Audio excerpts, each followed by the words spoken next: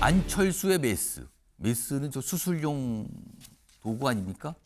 안철수 의원은 의사인데 그 얘기를 한 것 같지는 않고요. 어제 국민의힘의 혁신위원장이 됐습니다. 안철수 의원이. 그래서 여러 가지 얘기 좀 꺼내놨습니다. 기사 보시죠. 탄핵 소신을 밝혀왔던 안철수. 콤마 상태인 국민의힘 메스 들겠다. 콤마 상태니까 지금 굉장히 뭐 거의 뭐 이전 이 숨이 넘어가기 그런 상태다. 뭐 이렇게 표시를 한 거예요. 지금 의견을. 콤마 상태로 진단을 했습니다. 혁신위원장으로 내정되는데 좀 더 보죠. 안, 보수를 오염시킨 고름과 종양 이거 드러내겠다. 이런 각오를 밝혔습니다. 그러면서 또 전당대회 출마엔 생각을 합니다. 그러니까 당대표 도전 안 하겠다고 밝혔어요. 본인이. 각오를 밝힌 거죠. 그리고 뭐 당내에서는 통합 앞장선 게 발탁의 영향.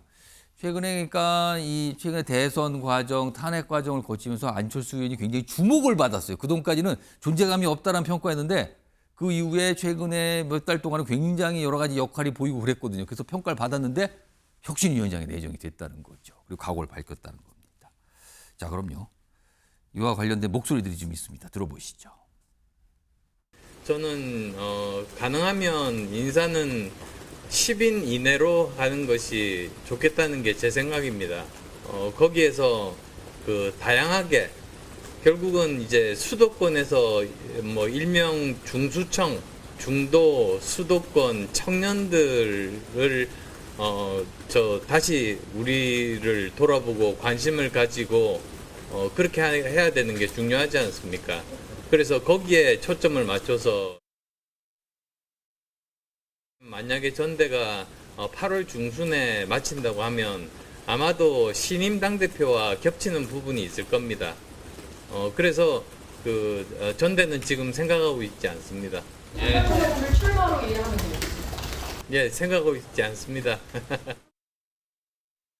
전당대회 사실은 국민의힘의 새 당대표에 도전한 인물 중에 하나로 안철수 의원이 꼽혔거든요. 근데 혁신위원장이 됐습니다. 그리고 본인이 각오를 밝혔죠. 전당대회 출마 이거 생각 안 해요. 그러니까 불출마하겠다는 뜻이 되잖아요. 그런 각오를 밝히면서 뭔가 해보겠다는 거예요, 지금요. 그런데 오늘 만평이 하나 있습니다. 우선 위에 사진부터 좀 보겠습니다. 위에 만평. 여기 보면 칼이 하나 있는데 그 칼의 이름은 국민의힘 혁신위원장 칼입니다. 그러면서 안철수 의원이 딱 각오를 밝혀요. 여기 오른쪽에 이제 말이 나와 있는데 이 칼로 고름도 종기도 다 적출하고 각오를 밝힙니다. 이 칼을 쓰겠다.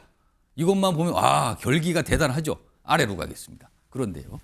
이거 좀 크게 좀 보겠습니다. 이게 뭡니까 지금? 일단 여기 제목을 보세요. 여기 제목을 좀 크게 보면 이렇게 나타납니다. 칼을 뽑았는데 짧아도 너무 짧아요. 얼마나 짧을까요? 그림이 어떻게 돼 있습니까? 아니 아까 칼집은 굉장히 길었는데 칼이 짧습니다. 거의 단도입니다. 이게 이걸 상징한 거래죠. 한 달짜리 혁신위원장. 8월에 전당대회. 8월 한 중순쯤 열릴 걸로 보이는데 그럼 지금부터 해도 한 달 조금 넘어요. 혁신위원장 이 임기는. 그럼 그동안 뭘 하겠느냐 이렇게 좀 얘기한 만평 같거든요. 최인호 전 의원. 이 만평에서 한 달 남짓 돼요. 그럼 혁신위원장으로 활동할 수 있는데. 근데 그 사이에 뭘 하겠냐 이렇게 좀 지적을 한 만평인데 어떻게 좀 보셨습니까? 아니 칼 빼는데도 한 달 걸리는데 한 달짜리 혁신위원장은 칼도 빼기 전에 임기를 마치는 거 아닙니까?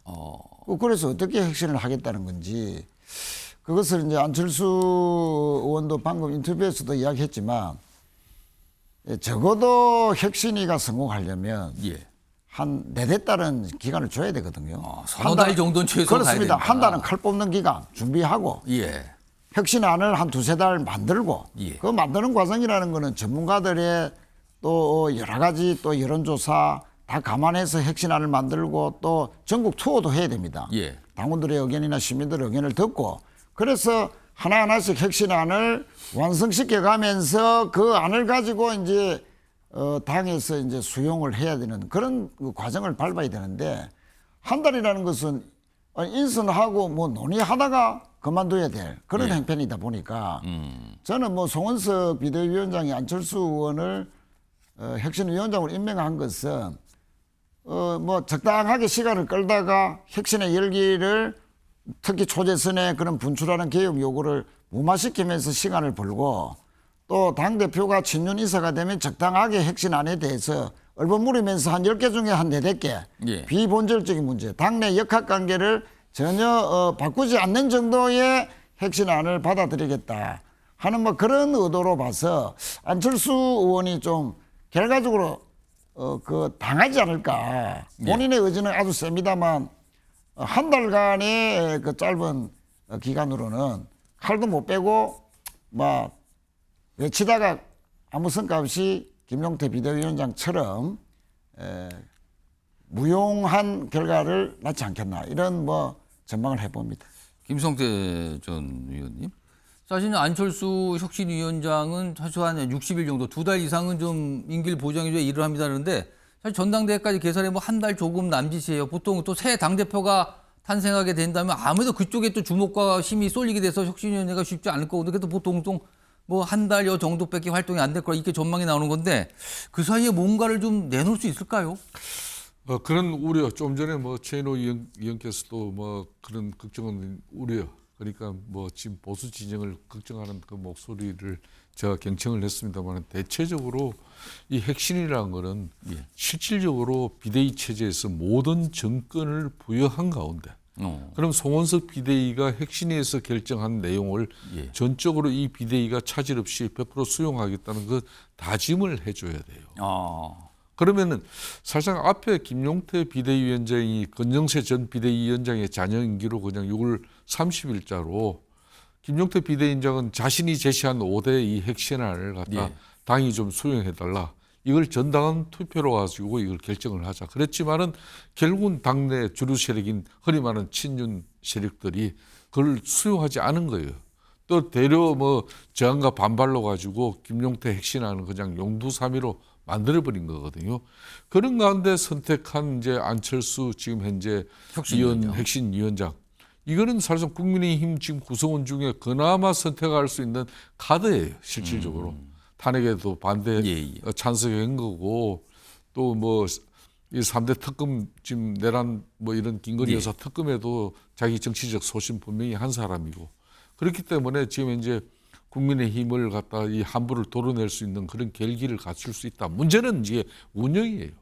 이 핵심위원장을 받쳐주는 그러니까 안철수 의원의 당내 세력이 아주 미미합니다. 말 그대로 이 핵심에서 백수도 만들고 또 핵심안도 이렇게 제시를 했는데 비대위에서 수용 안 해버리면 이게 묻혀버려요.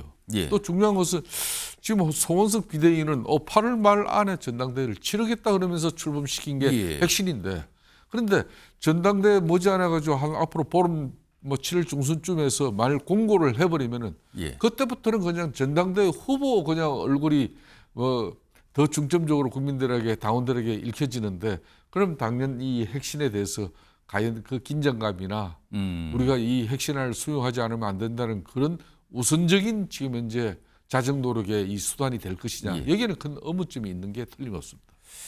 이런 상황에서 어제 송원석 비대위원장 겸 원내대표 뭔가 좀 얘기를 꺼내고 약간 사과 입장도 냈는데 화면으로 좀 정리해 보겠습니다. 자, 12.3 불법 비상계엄과 이로 인한 대통령 탄핵 대선 패배까지 국민 여러분께 많은 실망을 끼쳐드렸다. 비상계엄에 대해서 불법이라고 규정을 했어. 불법 비상계엄.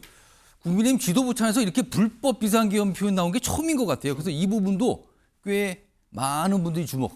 그래서 뭔가를 변하려는 의지를 여기서 나타낸 거 아니냐. 이런 반응도 어제 좀 있었습니다. 자, 오늘 아침의 매일경제는 여기서 마무리하겠습니다. 시청해 주신 여러분 고맙습니다.